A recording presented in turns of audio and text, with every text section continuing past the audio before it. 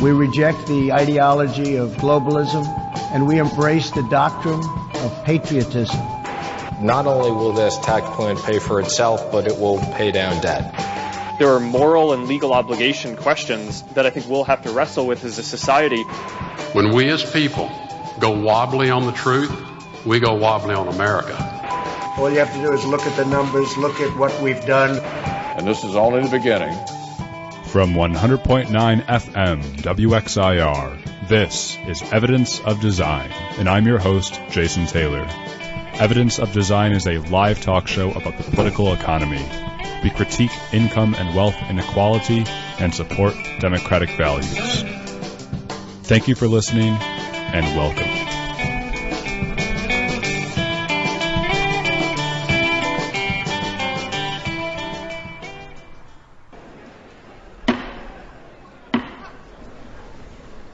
Members of Congress, I have the high privilege and the distinct honor of presenting to you the President of the United States.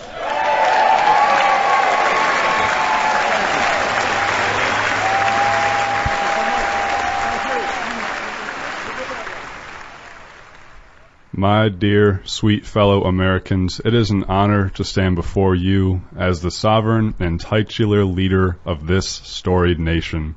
I am here as your president, the person you elected by the casting of your ballots, but not actually, because our great Constitution, the very one that stipulates my being here today, enshrines that the Electoral College choose the president, not you via direct election. Anyways, I am here before you to fulfill my constitutional duty as required in Article 2, Section 3 of our aforementioned and storied Constitution, which I dare say, quote, he shall from time to time give to Congress, which is you, by the way. Anyway, he shall from time to time give to you, the Congress, information of the state of our Union. Well, here I am, doing just that, informing you about the state of our Union. And let me begin by citing the greatness of our people. The United States of America has the best vantage on this planet's axis of rotation to see our system's shiniest stars.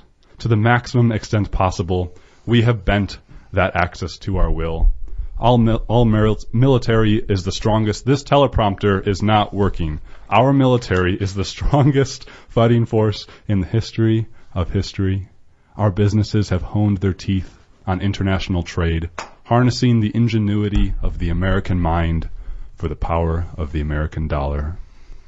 And you can take the rest of this self-congratulation from here. Now, my dear sweet Americans, I would like to get to the heart of the matter, to the, as you might say, purpose of my being here, and that is the state of our economy and the future of our labor. I would like to talk to you about socialism. Let's talk about it today, folks, on Evidence of Design at 100.9 FM WXIR. We are talking about the State of the Union today. I am the next presidential speechwriter. I'm going to write my own speeches when I'm in office. Sharpen our teeth. That's some good stuff. I wasn't expecting that. Well, thanks for joining us today. I'm in the studio here, Jason Taylor, your host of Evidence of Design, joined by Matt Treadwell. Hello. And Mary Lawrence. Hello again. We're talking about the State of the Union today. Did anyone bother to listen or read or watch the hour and 20 minutes of the President's State of the Union? I did, in fact, spend some time reading the transcript. Nice. You read the document. Yeah, it goes a lot faster if you just read it, rather than subjecting yourself to an hour and 20 minutes of someone speaking very slowly. Yes, the applause lines. Yeah, so I just read it. Yeah. Matt, did you sink your teeth into the State of the Union at all? Or sharpen your teeth on it? Yep, so we talked about the State of the Union in the past couple shows. Article 2, Section 3 of the Constitution. The President has to, from time to time, update the Congress on the state of our Union. President Trump gave the State of the Union address earlier this week. It was pushed back after a tit-for-tat with Nancy Pelosi over the government shutdown. Long story short, we will not, listeners, be talking much about the substance of Trump's speech. We will instead, on today's show, be talking about what we would say in our own State of the Union speeches. And we want to hear from you for this as well. Our purpose of today's show is to think about what sorts of things were we, if we had the bully pulpit of the presidency, if we had the platform through which you get in that political power, what would we say? What would we say to other people? What is our message? Who is our audience, and why are we saying it? We want to hear from you. What matters to you? What would you say in your State of the Union? So I'll be sharing some things. So will Mary and Matt, but we definitely want to hear from you through multiple ways of participation. You can call in at 585-288. No. 219-8889. Let's try that one more time. 219-8889. I got this. You can email us, evidenceofdesign101@gmail.com, and you can tweet us at evidencedesign0. Again, call us 585-219-8889. Sound like a plan? Sure, Jason. All right, let's do it. So, Matt, are we ready to take it away? We're ready. Let's go.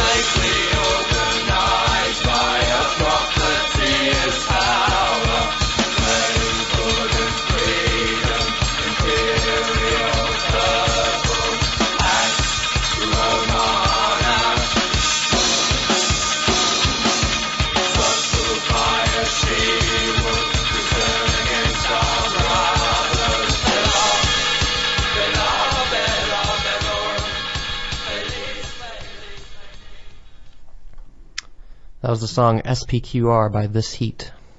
And let's talk about Donald Trump's State of the Union address he gave earlier this week. We will not spend long on this. Let's hear a little bit from Donald Trump. This is a 40-second clip about his main message and what President Trump had to say and sell to the Union. The politics of revenge, resistance, and retribution, and embrace the boundless potential of cooperation, compromise, and the common good. We must choose between greatness or gridlock, results or resistance, vision or vengeance, incredible progress or pointless destruction. Tonight, I ask you to choose greatness. So that was Trump's main message, that we should choose greatness as opposed to any other thing like destructive politics and gridlock and da-da-da-da-da. Did he sell anyone on that message? Did he change any minds, do you think? Not mine. Yeah. Essentially just sounds like agree with me. Yeah. I don't know. It was, that whole section was a little confusing to me because he was like listing all of these different things. It was like, it's either this or this, or this or this or this or this. And then he only listed one of those things when he said like, let's choose greatness. And it's like, okay, but you were talking about all of these other things too, and you didn't mention any of those. Yeah. Because it was like greatness or gridlock. And then, what was it? Progress or destruction. But he didn't mention progress or destruction, just greatness. Yeah. So. I never mind that he instigated that gridlock with the shutdown of the government back in December. Yeah. Yeah. I mean, I must say, I have a little bit of an issue with having only two sides. There being like progress or destruction. I think there's probably a middle ground. Yeah. You think that problems are more nuanced than just one or the other? I do, in fact. Yeah. Don't sound so incredulous, Jason. I mean, that's just, I don't know. Some people, that might be news to some people, right? There could be a gray area in politics or something. I think that it's a lot easier nowadays to think of such polarization of thinking in terms of ideas, like there's either right or wrong, right? Well, yeah, I mean, I think having just like a binary political system makes that harder to imagine, because it does feel very often that there's just one side pitted against another side, with no, I mean, when there's no other party to voice something, or no other party that actually has any pull, really. it is very hard to imagine there being another possibility. Yeah. And so we know Donald Trump has ran off of the Make America Great Again shtick for a number of years, and now he's continuing with his great slogan. Again, like the wall, he likes singular words to really drive home a message. So he's sticking with the greatness thing now. A lot of pundits see that, choose greatness or whatever will be his 2020 sort of campaign slogan going forward, choosing greatness. Of course, it's hard to analyze the State of the Union address for serious policy. There are a lot of pomp and circumstance. In some time, I'm not a historian of State of the Unions, but I'm sure there are fairly good State of the Union addresses out there that really outline the policy provisions of an administration for the upcoming year and future. I didn't get that from the State of the Union.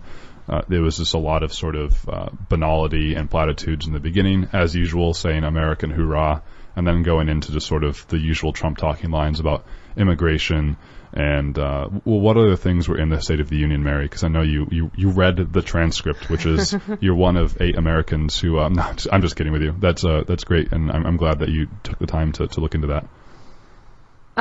So I took some sort of highlights, just like pulled out, like a highlight reel of what was talked about. Nice. And all of this was very, none of it went into detail or except the immigration thing. So just sort of quickly, what was touched on, was the importance of being united as a nation. He specified we must be united at home to defeat our adversaries abroad. And I thought that was kind of interesting because it only showed anyone who's outside of this nation as an adversary. It didn't talk about working with people abroad or, being united with other people from other countries, but just like being united here to defeat adversaries, which he did not name. He did name some later. I will give him that. Sure. But, he did talk about a First Step Act. There were some people in the audience who had been affected by some of his policies or some of things that have happened over the last couple of years. And he mentioned this First Step Act, which is a move to get first-time offenders who have been put in jail for a very long time to get them out of jail. Yeah. Many of them have served decades already. But there was a woman in the audience, Alice, I don't remember her last name offhand, but she had been in jail for over 20 years. And was she that grandmother that Kim Kardashian got out of jail? I don't know. Yeah. But that very well could be. I can't say one way or the other, though, Yeah. to be honest. Mary, that's a good point, though. There has been criminal justice reform a little bit, and I'm honest. I don't know anything about the criminal justice system or much about it. I don't read about it. I'm not a historian of it. But I do know that sort of Jared Kushner, among others, of course, not just Jared Kushner, did pass bipartisan criminal justice reform 2019. So the last quarter of last year, I believe. Yeah. And so that was interesting. I mean, there seemed to be an actual policy thing that went through. Again, I don't have much to say about it. Maybe listeners, know more about what was in that bill or criminal justice system itself, and you're welcome to contribute. But his father went to prison for yes. Fraud or something. Yeah, Chris Christie was the guy who prosecuted him. Yes. Yeah.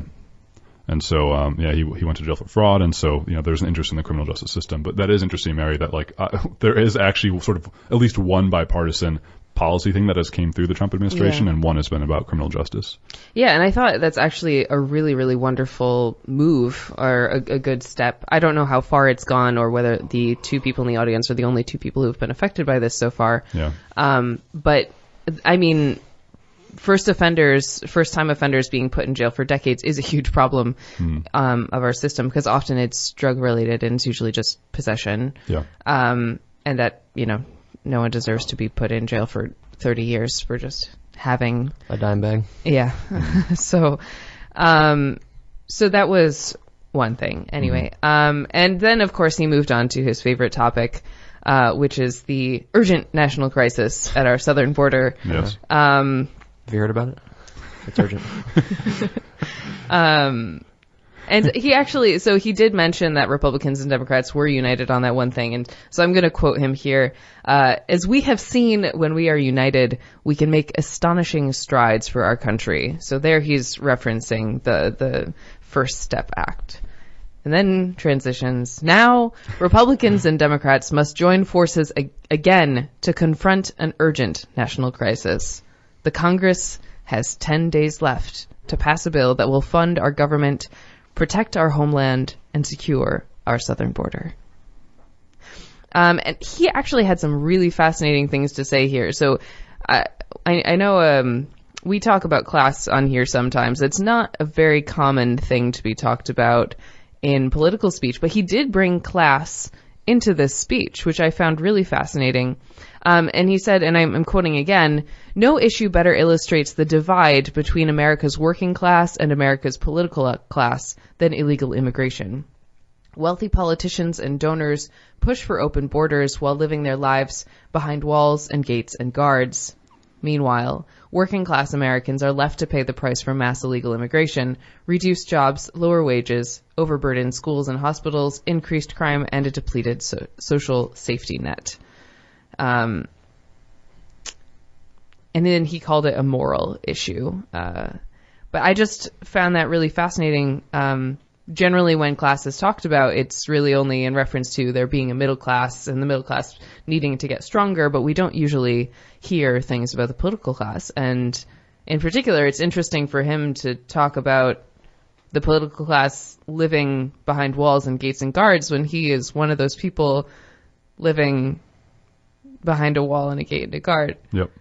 There is absolutely no reason why we should really brainstorm what Donald Trump meant in this statement. This was written by a speechwriter. Donald Trump does not mean those words. He doesn't care about those words. He campaigned on draining the swamp. He campaigned on, helping out the working class Americans against this political elite. He has not done anything at all to get rid of any of that, and he did not mean those words. And I'm willing to argue someone on that for days about I've seen a lot of people cite that quote about, Trump really draining that swamp. It's like, you are out of your mind. He does not care at all about those walls and gates and working class Americans. Wait, in what context were they saying Trump really draining that swamp? Like in a just like was that mocking or was it? No, like citing that quote that you just read and saying, Trump looking out for working class Americans against this political elite, whatever that means. And you always get to the question, like, who is that elite? What do you mean by that? Because it's super easy to say, like, dang, I don't like that swamp filled with those elites over there, but it's like, who are we talking about? Yeah. But doesn't that highlight like a peculiar disconnect that a lot of Trump supporters seem to have with him? I mean,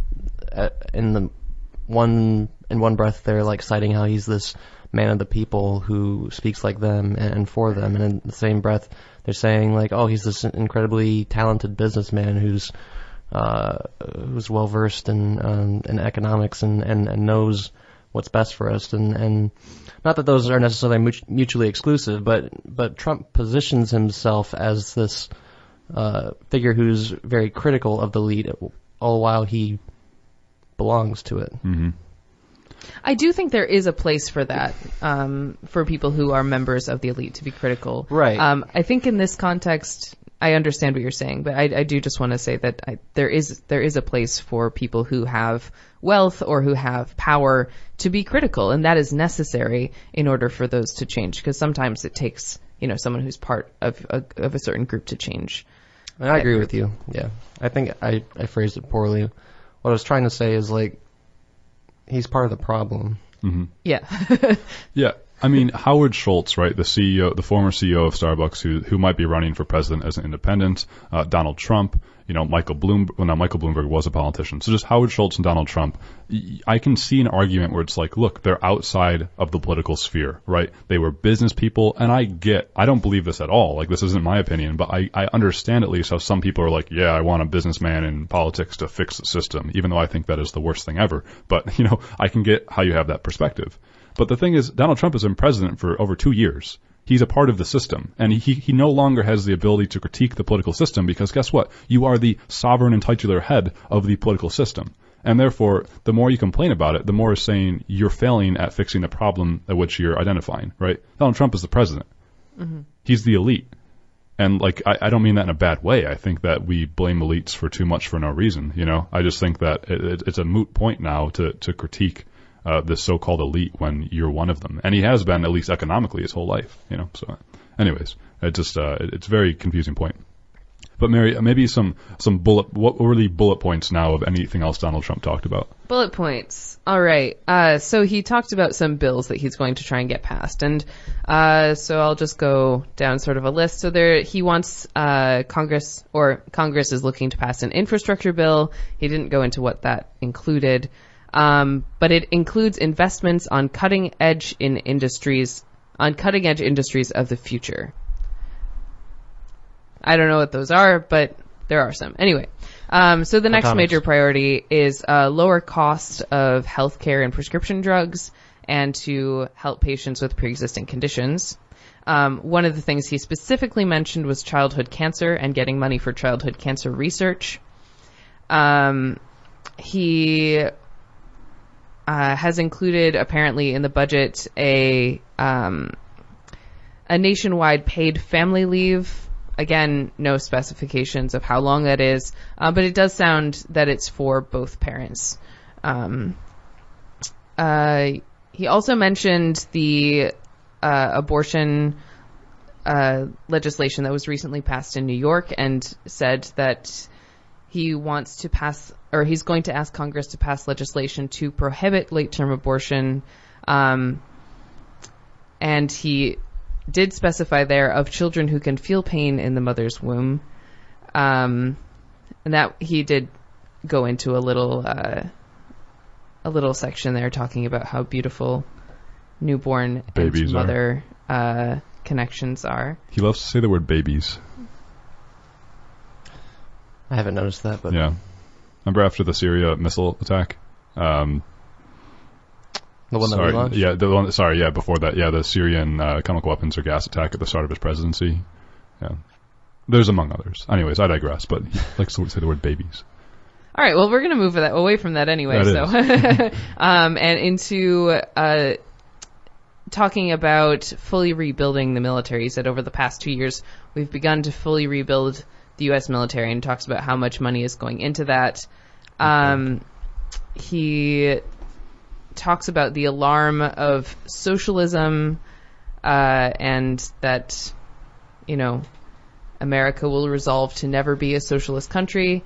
And he did mention NAFTA as well. And I have one last point, which I'm going to quote, which was, "As a candidate for president, I pledged a new approach.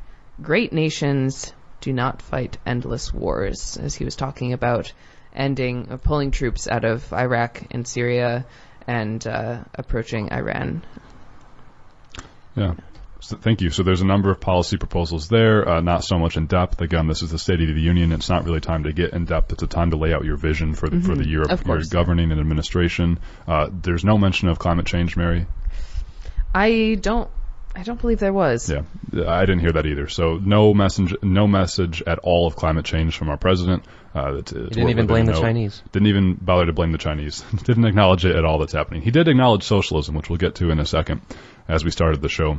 And I want to remind you, listeners, if you're just tuning in to 100.9 FM WXIR, thanks for being here. We are talking about the State of the Union today. We are done talking about what was in Trump's address. We'll have one more short clip to play for you from his address if you manage to catch it. But really the point of the show today is to talk about our own visions for the State of the Union. What would we include if we were to give a State of the Union address? What would be our message? Who would be our audience? And why would we be saying it?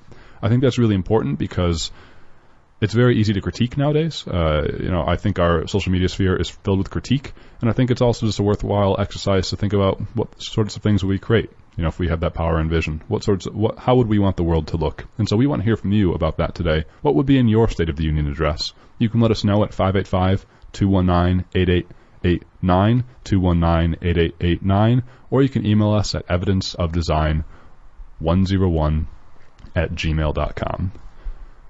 Should we talk about socialism? Sure. Let's. Matt, don't sound so disheartened about the fact that America will never be a socialist country. Who? So this has probably gotten the most attention from Trump's State of the Union address. He had a sort of a 2-minute shtick attacking socialism. I would like to play that full 2 minutes because I think it's important for people to hear it. I know some people sort of rail against long quotes, but I think this is important to hear the full context of what President Trump was talking about in reference to socialism. So let's hear what he said. This is a little shy of 2 minutes of what Donald Trump had to say about socialism. 2 weeks ago, the United States officially recognized the legitimate government of Venezuela and its new president, Juan Guaido.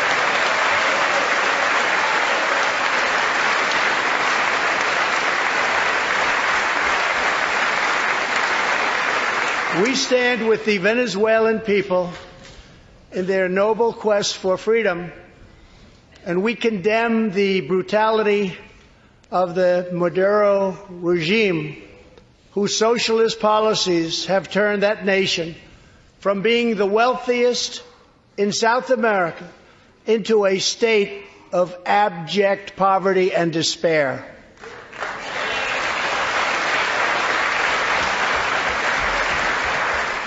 Here in the United States, we are alarmed by the new calls to adopt socialism in our country. America was founded on liberty and independence, and not government coercion, domination, and control. We are born free, and we will stay free.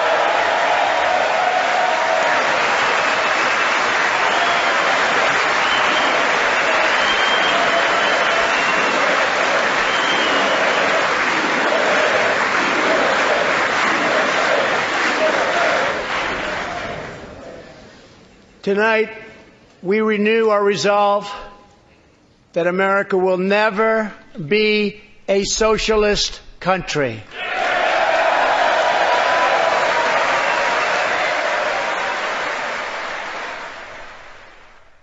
So there you have it. That was President Trump during his State of the Union saying America will never be a socialist country. Matt, what were your reactions from that? Was that the State of the Union address? Because it sounded like a high school football game. Yeah, you heard some chants from the Congress people there saying, boo and USA, USA, right? Who's that senator who threw his glasses down during the Zuckerberg trial? Oh, he's from Louisiana. Yeah, I forgot. I don't know his name, but he might have been one of them. Yeah. That boo was probably Nancy Pelosi. Well, no, interesting. So, if you watch the tape, if you watch the State of the Union, Elizabeth Warren and Chuck Schumer both stood and applauded when Donald Trump said that America will never be a socialist country. Both Schumer and Warren stood and applauded. A lot of Democrats sat down. Essentially every Republican was, up out of their seat. Pelosi sat and clapped. What does that mean? Can we talk about that? What does he mean? What does Donald Trump mean? What do the Republicans mean? What do we all mean when we say America will never be a socialist country? What does that mean? Well, it's hard to say. I mean, it's such a taboo and demonized word in common day parlance that there's no discussion about, or it feels like there's almost no discussion across the aisle about what that actually entails. What does Donald Trump want it to mean? Probably like a welfare state. Like people, as some Republicans might call it, people living off of the hard work and labor of others, not contributing their fair share to society, getting away with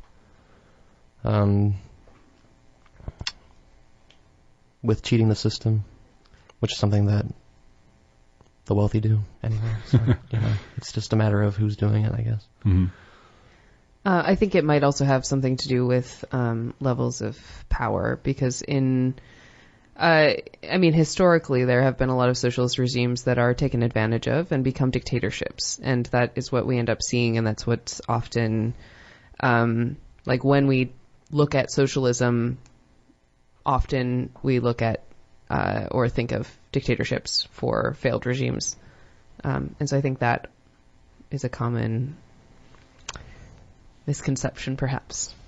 I agree with you, and it's worth talking about, Mary, because that's how he started out talking about socialism, right? Was that he was citing Venezuela, which is going through years of economic and political crises. Something that we've played a role in through our heavy economic sanctions. Mm-hmm.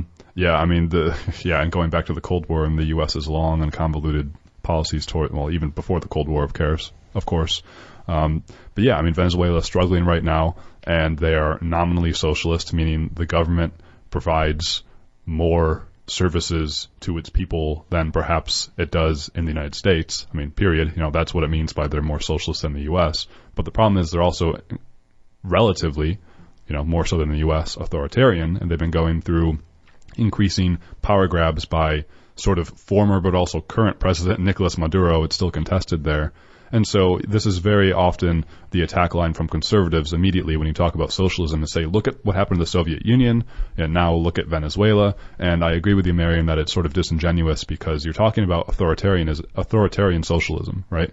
When Bernie Sanders, for example, is a Democrat socialist, he's not talking about the Soviet Union. Bernie Sanders doesn't want authoritarianism. He wants to be a democratic socialist. And hence the DSA, et cetera, democratic socialists is sort of a rising movement in the U.S. And that's a very important distinction to make. Like, we can have government ownership of the means of production while still being a democracy. Sure. Absolutely. And so I want to sort of explore a little bit more about what he means by, America will never be socialist. And I want to talk about sort of some of the things that perhaps Alexandria Ocasio-Cortez, of course, the youngest House of Reps member ever, she's from Queens, New York, she sort of put forward a new deal this week about the Green New Deal. It was a massive policy proposal she put forward, trillions of dollars, completely restructuring the American economy. She's called for a 70% marginal tax rate on the wealthiest of individuals, making tens of millions of dollars, among other things. I think it is people with an income of greater than $10 million. Yeah, it's 10 million or more, so tens of millions of dollars. 70% marginal tax rate is the top.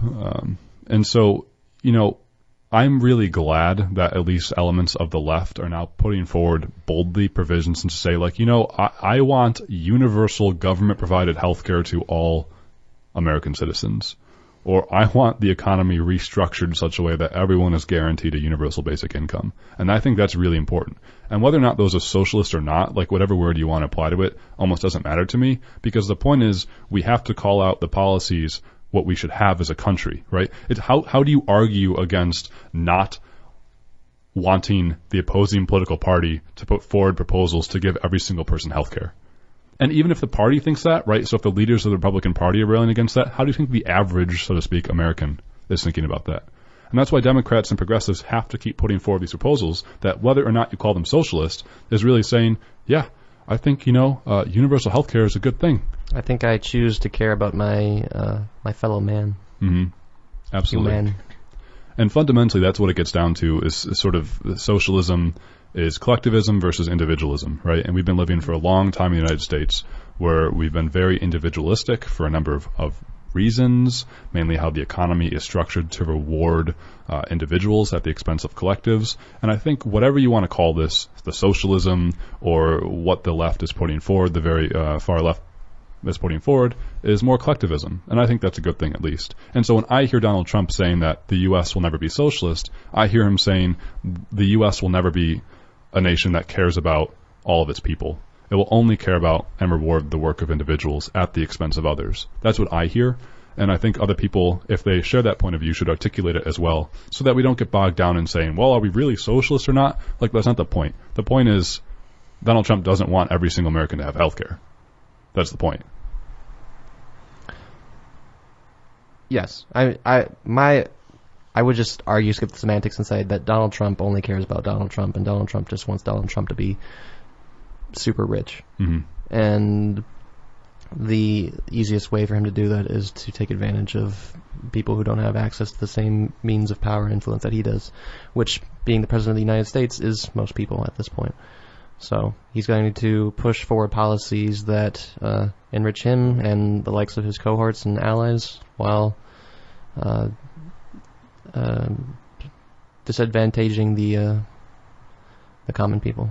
Mm-hmm. Yeah, so if I were to write my own State of the Union, I would talk expressly about socialism. I wouldn't too heavily harp on the word, but I would definitely talk about those more collectivist-based policies. I would talk about providing universal basic income for every single American, because in order to live in this country, you have to have an income somehow. And for many reasons, Americans, even if they have an income, that income isn't high enough to support their lifestyle. We talked about, was it last week? Yeah, with student loans. If you need to get a high enough income, one of the few ways to get a high enough income to actually support yourself is to go to college. But to go to college, you have to get into debt. Well, then I would talk about providing, a higher education for free. If a college degree is going to be necessary to enter into any sort of serious career, then it needs to be provided for people. Yep. I would talk about climate change. I would talk about how we need to restructure the American economy to heavily focus on renewable energy sources, because that's where the future lucrative industries will be, as opposed to oil and gas. Then I would definitely talk too about healthcare, providing universal healthcare for all Americans. And inevitably, when the question comes, well, how are you going to pay for this? What do you say? Raise the taxes. Raise the taxes. Yeah. So that's definitely one way, right? Yeah, I mean, I'm sure we've all seen the pie graph of like what the U.S. spends its money on, and it's always like something like a bunch of little things, and then over about half of it goes to the military. And I don't know enough about, what all that money does to know if that's necessary or not, but I'd be interested in hearing the arguments for and against that. And, maybe there's a way to restructure just the money that we're spending now to better suit the needs of our own people, our own population. I'm sure there is. I think one thing that the U.S. gets a lot of slack on is the education system. I think we're the number one spending nation on education by far in the world. And yet our education system, I'm talking more K through 12 right now, is not the best. And I have worked as an educator in other countries, and one thing is like there is so much technology in the classroom here, like in the United States. Kids like 5-year-olds and 6-year-olds have iPads in the classroom, and those things aren't necessary for learning. And there's definitely an argument for redirecting or rethinking education from where spending money on technology might be useful later on in high school, or having classroom appliances is definitely great, but it's not necessary. And I think we really need to look at what is necessary, because when many of those 5 and 6-year-olds in this country can't read anyway, we have to look at what our priorities are. Yeah, I would even counter that a little bit, Mary, and say that Sure. If we want to talk about improving education, then we talk about changing culture, because I think a problem with education, K through 12, is that so many kids are told that the purpose of this education is so you can get a job. And so who cares about learning? And who cares about learning if all you're here, if it's just a hoop that you can jump through to finally earn money? And then educators have to re-articulate themselves and their purpose in order to give students really hard skills for the workforce. If you want to actually improve test scores or whatever you use to measure educational success, teach kids to love learning. Teach kids to learn how to learn, and then education will get better, because all of a sudden people are like, oh, there's like an intrinsic value to learning as a thing beyond me needing to sit in this class and get a good grade so I can get a good job. And so I hear where you're coming from to say that we can look at sort of how our school system is structured, in terms of what technology we provide or some other systems. But I think just as a culture and as a society, if we take out that individualism, if we take out that focus on the market and jobs and money, then I think all of a sudden things get a lot better in many areas of life, such as education, where we learn how to learn and love to learn, as opposed to we learn to get a job. Yeah, speaking of jobs, Trump did mention a lot about jobs and how jobs have increased, and there are more people working now than ever before. I think it was like 157 million or something. What he did not mention was how many people can afford to live from what they get in their jobs. So can those people actually survive with their income was not part of his speech. And I think that is something that we would also have to look at as a nation, because we're going to school to get a job and then can't get jobs that are fulfilling or have dignity even in some cases. Right. So the quality as opposed to the quantity of jobs. Certainly. I'd also say that there's more people working than ever because there's more people on this planet than ever. Yeah, that was also my first thought when I read that. I think also that the U.S. has had sustained job growth for the past 100 or so months, which obviously far predates Trump's presidency. Mm-hmm. So it's not as if he's solely responsible for that. And even if it had started during his presidency, it wouldn't be as if he was solely responsible for that either. Yeah. Well, listeners, thank you for tuning in to 100.9 FM WXIR, and Evidence of Design is what you're listening to. We are talking about the State of the Union today and what we would include in our own states of the Union. I'm done talking about my crazy leftist socialist policies of wanting everyone to have health care. Jason, no, you're only adding to the stigma. Matt, what would you include in your State of the Union? So I try to anticipate what you would talk about and come up with some different ideas. One of the things that I would like to see is like an honest and factual discussion on immigration. I feel like, I know that it's become an even more, I was about to say bipartisan issue, polarized issue, ever since Trump has taken office, and even since he announced his presidency. But so much of the discussion around is just surrounded on these crazy ideas that he has on building a wall and the Muslim travel ban and the family separation, and they're just couched in people's fears and xenophobia, and they have no real bearing or they have no real place in like actual solutions. And I want to us to get past that. I want to have like an honest debate on the merits of, or on the issues of what we deem illegal immigration. You know, what is the cost of having so-called illegal immigrants in the country? What are we paying for that? What are the benefits of having more open borders than we do? So that's one thing. And the other thing that immediately came to mind was strengthening voting rights. I want to see, I actually have to check my notes real quick. I want to prioritize the reinstatement of Section 4B of the Voting Rights Act, which required certain states and counties to obtain federal permission before amending any laws related to voting, and was ruled unconstitutional in the 2013 case Shelby County versus Holder. I think we talked about this on the show. Yeah, we talked about it in our voting rights episode a couple weeks ago. Yeah, a couple months ago at this point. Yeah, you're right. Basically, for anybody who doesn't remember or didn't catch that show, the Voting Rights Act, that part of the Voting Rights Act states that states, counties, areas in the United States that have a history of voting discrimination against minorities, against black people, against Latinx people, they have to get permission from the federal government if they want to change any of their laws.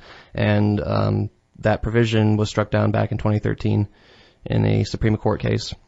And since then, there's been reports that, we've seen a rise in voter ID laws that discriminate against people of color, specifically, and it's abhorrent.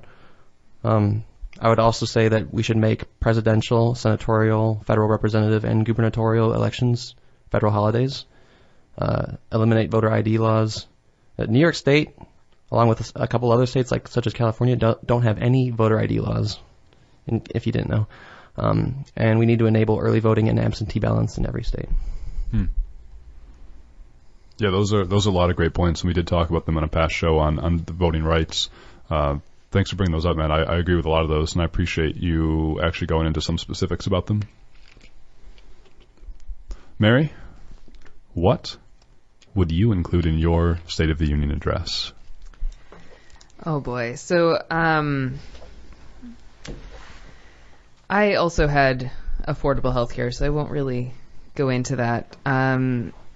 The point that I have is actually something that Trump mentioned. He mentioned Congress getting ready to pass laws for infrastructure and these cutting-edge industries, and I wanted to come back to infrastructure and think about transportation in particular.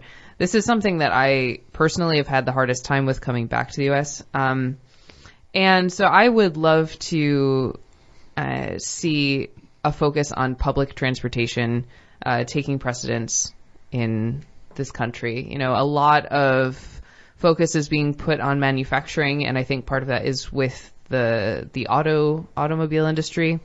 But I would love to see a move towards public transportation. This is both for long distance trains or flights, as well as, and maybe most importantly, efficient, affordable, and dependable metro and bus systems for local transit. And I mean, why transit? There are a couple of reasons that I think this is really important. And the first one is that having access or a lack of access to transportation is something that affects the kind of jobs that one can get. And I know we don't necessarily want to focus on jobs, but realistically, each one of us does need an income to survive. And if you don't have access to transportation, you, again, are very limited in the kind of jobs that you can get. And often those will be lower paying. They may not require the same educational background, if you, depending on where you live. And that makes a difference for social mobility. So if you grew up in poverty, it makes it much harder to get out if you physically cannot move out of it, So in short, if you don't have a car and you're not in a major metro area, it's very hard to change your situation or even visit other places and get a different perspective. I also think it's harder to build community when we're isolated in cars, as we so often are on the way to work or school. And it decreases the potential for communication. For one thing, I guess if you are in a car, you could be on the phone if you're on speakerphone. You could be listening to the radio. You could be listening to the show right now in your car, in fact. But that's a very one-sided kind of communication. And when you're in public transit, it doesn't always happen that you get into a conversation. It might never happen, but the potential is still there. You're still sitting with people. You might see the same people every single day. And I think that potential for community can be really important. So that might seem like a kind of a small point, but I think it is a really important one, both economically, looking at the kinds of jobs that one can get, and looking at community and a sort of level of trust that could be built. How are we going to pay for this, Mary? Probably by redirecting funds from the automobile industry. Yeah. I think that's a really good point, though. One of the things I was thinking about when you were talking about that, Mary, was who's the guy who's in charge of the Census Bureau? Is it Wilbur Ross? I'm not sure. I think so. He made that comment a few weeks ago about federal workers should just take out a loan. Yes. Oh, God. Yeah. Wait, what? For what? We were on to the pay shutdown. for basic expenses. When the government was shut down, federal workers because they didn't have an income? Yeah. They should just take out a loan? Yeah. But almost everybody rightfully derided that as just being completely out of touch and ignorant. But it really reminded me of, what you're just saying now, Mary, reminded me of that because as somebody who owns a car and who doesn't need to take the bus to get anywhere where they want to go, it's not as if I'm not sensitive to that issue, but it's not something that I think about in my everyday life, and I think that's an example of why it's important for people of all different kinds of backgrounds to be part of an elective and representative government, because perspectives just get lost and people forget about all these different barriers that exist for different kinds of people. Yeah, I mean, as someone who does not own a car, it is something I think about all the time. And actually, it has led to some really interesting, not conversations. Often when I'm on the bus, I'm really tired because it's morning. And so I just kind of sit and I'll either read or I'll just listen to what's going on around me. And I take the bus in downtown Rochester to go to work. And just within the space of a week, I heard families talking about school choice, about trying to find, a good fit of a school for their child that they could get to. I heard someone talking about the funding that a local homeless shelter gets. I heard them talking about low-income housing or the lack of low-income housing in Rochester. And those are things that don't affect me and that I might not hear about without looking to hear about it. But if I'm in the bus and I'm around people who are affected by those things, it's a small space and I can hear that. And I really, really value that. Currently, the bus system here is not super efficient, so it takes me longer to get to work. but it's what I have, and I do really value the time that I spend around my fellow community members. This is the whole point right here. This conversation that we're having right now was the point of collectivism, and whether or not you call it socialism. This is the whole point: is that as a society, we come to learn from each other, experience each other's lives, and end up living together in community. Right? That's the point.